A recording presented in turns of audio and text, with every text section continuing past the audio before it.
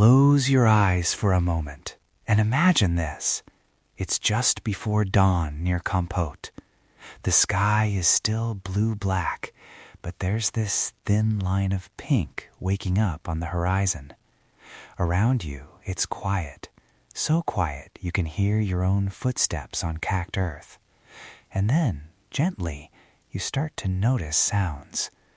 A soft hiss of wind coming off the Gulf of Thailand, the distant murmur of waves, and right in front of you, the world is made of mirrors, long, shallow pools of seawater stretching out like glass. You see a figure moving slowly across one of those mirrors, pushing a wooden rake that scrapes softly against the ground. The first sunlight catches on little white crystals beginning to form, so it looks like the earth is growing stars. To one side, way off, someone is already loading a small fishing boat, getting ready for the day's catch. Salt and sea, side by side, waking up together. This is another Cambodia. Not the stone towers of Angkor, not the buzz of Phnom Penh, but a coastline where life is timed to tides, to wind, to the shine of salt in the sun. Welcome back to Ancient Echoes, where every story has a voice, and we bring the past to the present. I'm your host, James Bradley, and today we're heading to Cambodia's coast, to salt fields and fishing villages, to shrines on the shore, and songs on the water. And I'm your co-host, Samnang Bradley. I grew up spending school holidays down by the coast, chasing crabs in the mud and getting absolutely covered in salt. So this episode is very close to my heart. Today's episode is called Salt Fields and Sacred Wind, the hidden world of Cambodia's coastal life.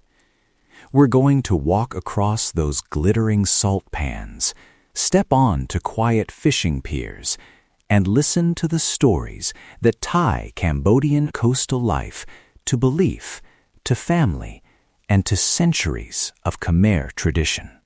To guide us, we have two amazing guests. First, joining us from Phnom Penh, we have Dr. Lena, a maritime anthropologist who has spent years listening to fishers, boat builders, and salt workers along the coast. Lena, thank you so much for being here. Thank you, James. I'm really happy to be here and to talk about a coast that people often drive past but don't really see. And sitting with us today, we're very lucky, is someone who knows those salt fields from the inside. We call him Uncle Dada. He's worked the salt pans near Kampot for decades, and he grew up in a fishing family. Uncle or Bong Dada Sok Sabai. How are you today? Sabai. I'm well, thank you. I never thought one day I'd be talking about salt into a microphone, but here we are. We're very glad you are. So in this episode, we'll map out Cambodia's coastline, follow a single drop of seawater as it becomes salt, head out to sea at night on wooden boats, visit small shrines that watch over those waters, and taste the festivals and food that rise and fall with the tide. Lena, let's start with the big picture. When people think of Cambodia, we usually hear about Angkor Wat, the Mekong River, rice paddies. But today, we're in Kampot and Kep, looking at salt fields and fishing villages. Can you map this coastline for us? Where are we, and what makes this slice of Cambodia different from the river and rice cultures most of us know? Sure. So if you imagine Cambodia like a face looking toward the Gulf of Thailand, Kampot and Kep are down near the chin, tucked between the Vietnamese border and the Cardamom Mountains. It's not a very long coastline, but it's incredibly diverse. You have mangrove forests, shallow estuaries, little peninsulas and headlands, and then these wide, flat areas that are perfect for salt production. Historically, Cambodia's heart beats along rivers and rice fields. The big stories focus on inland capitals, on temple cities like Angkor. But the coast was a different kind of crossroads. Chinese, Vietnamese, Malay, and later French ships all touched these shores. Ideas, beliefs, and techniques about fishing, boat building, trade, they passed through. So you get a Khmer coastal culture that is very much Cambodian, but also shaped by centuries of contact with the wider sea world. I love that image. The coast as a kind of quiet meeting room where all these ideas come and go. When I first visited Kampot salt fields as a kid, I mostly thought, wow, this is bright and really hot. I didn't realize I was standing in a place shaped by monsoon winds, by trade routes, by all these layers of history. And compared to the drama of Angkor's towers, the coast can seem understated, right? No giant stone faces staring at you. But Lena, you've described it before as a living archive. What did you mean by that? When you walk along a pier at dusk or through a salt field at sunrise, you're actually walking through generations of trial and error, prayer and gratitude. The way a salt pan is laid out, the direction boats are parked, which days people refuse to go out to sea, which headland has a small shrine, it all records how people have learned to live with this coastline. Instead of carved stone, the archive here is mud, wood, salt, and stories. Mud, wood, salt, and stories. That's going to stay with me. Uncle Dara, I'd love to zoom in now and stand with you on one of those salt fields. Can you walk us step by step through how seawater becomes those little white mountains of salt? From the moment the sea touches the land, what happens? Okay, so first, you have to imagine the dry season. The air is hot and there's barely any rain. Behind the coast, there are canals that bring seawater inland. We open small gates, like doors, to let the water flow into big, shallow ponds. These first ponds are just for resting the water, letting the mud and small fish settle to the bottom. After a few days, when the water is clearer and a bit saltier from the sun, we move it again into smaller ponds. Each time, we're concentrating the salt. We use simple tools, a wooden rake, a flat scoop, sometimes just our feet, to guide the water and smooth the ground. The soil in the salt pans must be very well prepared, like a beautiful flat plate.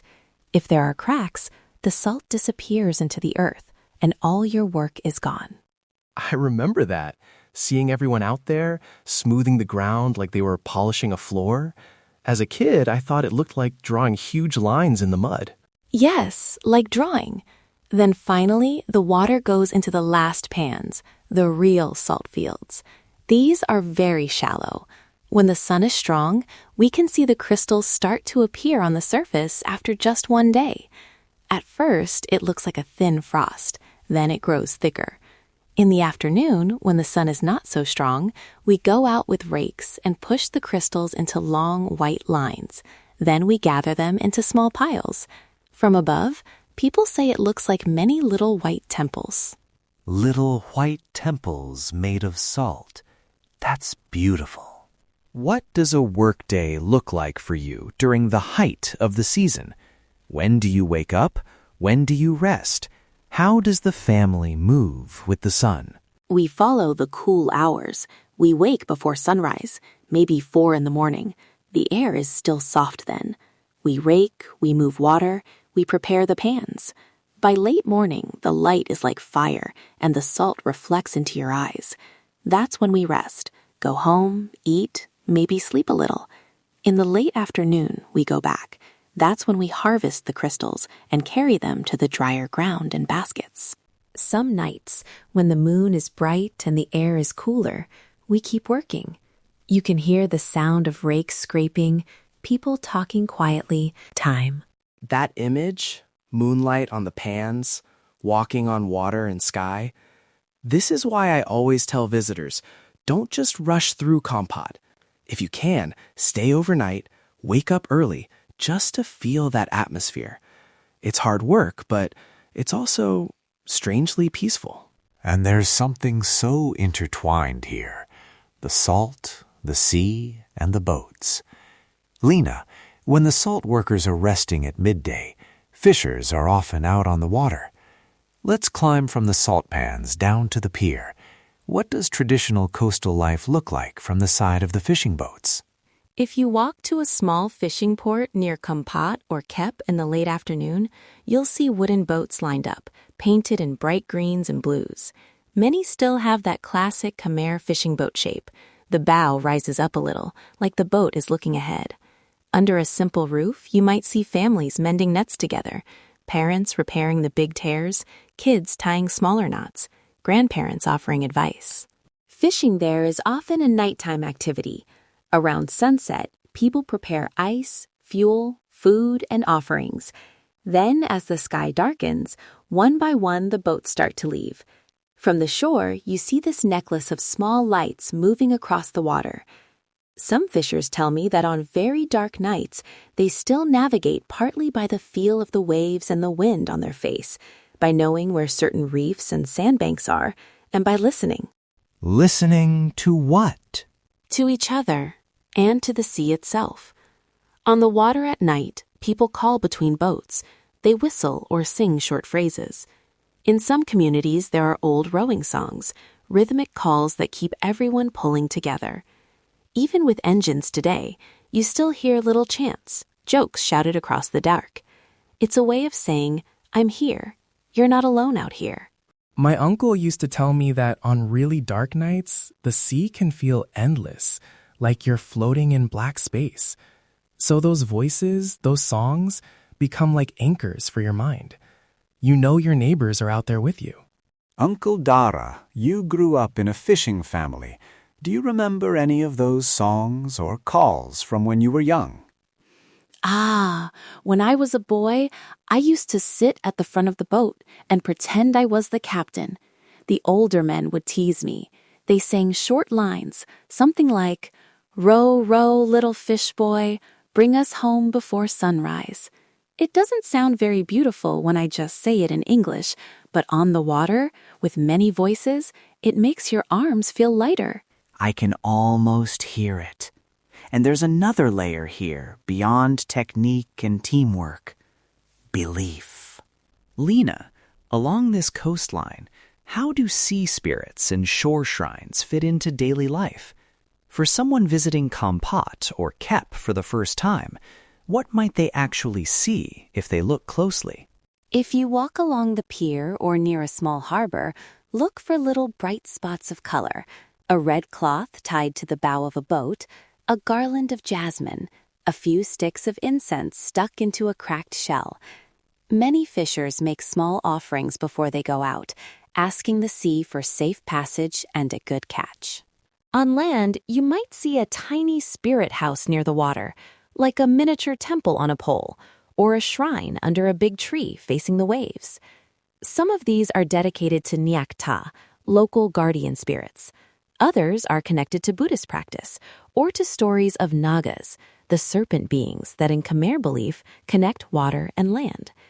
People bring fruit, rice, flowers, and light candles there, especially before the stormy months. I remember a shrine on a little rocky outcrop near Kep. When I was younger, I asked my aunt, who lives there? And she said, someone who watches the waves, so we don't have to be afraid. That was her simple way of explaining it. Uncle Dara, for you, what kinds of rituals or habits feel essential before going to sea or starting the salt work? For our family, before we go to sea, we always light incense at home and then again at the small shrine near the pier. We don't use big words. We just say, "Please watch us. Let us come back." When the first big storm comes of the year, we don't go out, even if we need money. That day belongs to the sea. With salt, when the new season starts, we clean the pans carefully, and some families sprinkle a little flower water at the edge, or invite a monk to bless the fields. We know that no matter how hard we work, if the wind and sun don't cooperate, there is no salt. So it's a way of saying we remember we are small. That sense of scale, remembering we are small in front of the sea or the sun, feels like a quiet echo of what people feel standing under Angkor's towers. It's a different architecture, but the same human gesture of respect. Let's talk about times when that respect becomes celebration. Lena, what kinds of coastal festivals or seasonal markers do you see along Kampot and Kep? How do tides and monsoon shifts show up in local rituals and, honestly, in the food? Food is always the best entry point, right? Along the coast, you'll find small community gatherings tied to the beginning or end of the main fishing season or to certain Buddhist holidays that people adapt to sea life. For example, around the time when the winds start to change and bigger storms are expected, some villages hold a boat blessing ceremony. They decorate boats with flowers, monks chant on the shore, and afterward, everyone shares a meal. Grilled fish, fresh crab, simple soups rich with sea salt. Markets around Kampot and Kep are also like living calendars. When squid are abundant, you'll see strings of them drying in the sun, turning almost translucent. When crabs are plentiful, everyone talks about them. Local proverbs and jokes connect good weather, good behavior, and good catch, reminding people that you can't bully the sea into giving you more. There's a saying my grandmother loved. If you shout at the sea, it only answers with bigger waves. As a child, I took that literally. As an adult, I hear it as advice about humility and patience, especially stuck in traffic in Phnom Penh. And of course, many visitors know Kep now for its crab market. Piles of blue swimmer crabs pulled straight from the water, cooked with Kampot pepper, and under all that flavor, the taste of local sea salt. You're literally eating the coastline, transformed by generations of practice. We've walked through salt fields at dawn, joined fishers on night seas, visited shrines and celebrations. Now I want to bring this home for listeners who might one day visit, or who are listening from the Khmer diaspora and imagining these places from far away. Samnang, when someone comes to Kampot or Kep and wants to engage respectfully with the salt pans, the fishing piers, and the shrines, how can they do that in a way that honors the communities and the spirits of the place? First, move slowly. It's tempting to just jump out, snap some photos, and run back to your tuk-tuk. But if you walk gently, greet people with a simple chumrip sua, smile, and maybe buy a small bag of salt or some fried snacks, you're already starting a real exchange. For the salt fields, ask before you walk into the pans. Some areas are very delicate. One wrong step can damage the surface. Stand a little to the side. Watch how people move. Let them show you. If you're taking photos, focus on wide landscapes or ask permission before close-ups of faces, especially of elders or children. At shrines or spirit houses, behave as you would in any sacred place. Don't climb on them. Don't put your feet up nearby. If you want to make a simple offering, you can bring flowers or incense. Even just standing quietly for a moment with a grateful heart is already an offering. And for those who can't travel yet or who want to see what we're talking about, this is where your YouTube channel comes in, right? Yes, I've done a few walkthroughs of the Kampot salt fields at sunrise, plus some short videos of boat building, shrines along the water, and the crab market in Kep. If you listen to this episode and think, I can't quite picture that salt pan layout, or what does a boat shrine actually look like? Head over to my channel. You'll find companion clips and simple maps linked there. We'll link those in the show notes so you can move from sound and story into images at your own pace.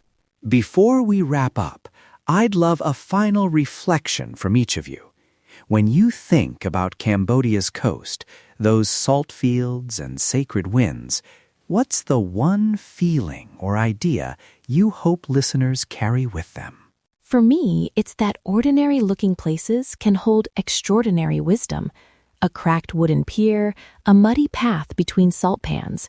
These are classrooms where people have learned for generations how to live with change, with risk, with beauty. I hope listeners feel curious enough to pay attention to those everyday landscapes. For me, I want people to taste their salt and remember there is a sunrise behind it. Many footsteps, many backs bending, many prayers for good weather. Whether you put a little salt on your rice in Phnom Penh or in another country, remember it comes from a place like ours, between sea and sky. I think of the coast as Angkor's quiet cousin. No tall towers, but the same deep conversation between humans and the forces bigger than us.